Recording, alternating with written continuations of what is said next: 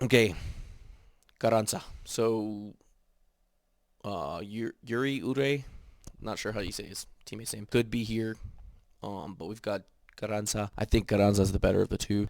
Maybe the most underrated. I don't want to say the most underrated because most people do rate him, but I think he is underrated in MLS for what he brings to this team, to this Philadelphia team. Now, this Philadelphia team, I'll sing their praises all the time. They've got some seriously good pieces. Guy Wagner, obviously Andre Blake, Joseph Martinez, perfect destroyer for MLS, right? And then that front three really just molds them together.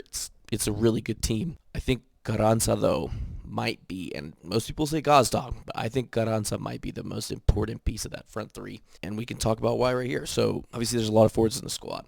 I think he's an amazing support runner where he will support a run essentially when there's an attack into the box. He kind of likes to drift behind and be there for an outlet or an errant ball or whatever he's got to be there for. Very selfless. His offensive positioning is good. There are times where it can be passive, where he'll pick a spot and he's very stubborn about that spot to where he won't move until the play's done. Or he'll move, but he'll float around that area for a little bit too long when the play's already moved on, and that can be slightly alarming in possession.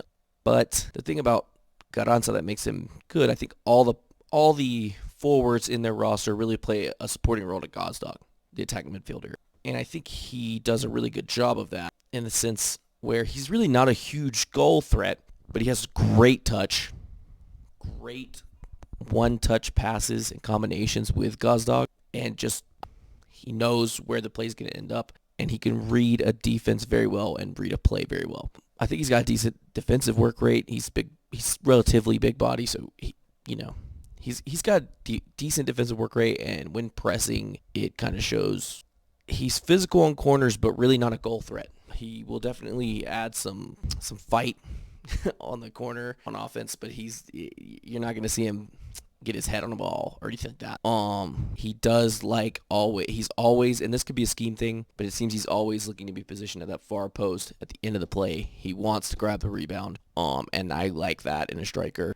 Really, really good late runs into the box. Recognizes space very well. Like I said, an elite touch. And to me, whenever they have a numbers advantage, especially when they're coming on the counter, I think he always makes the correct pass.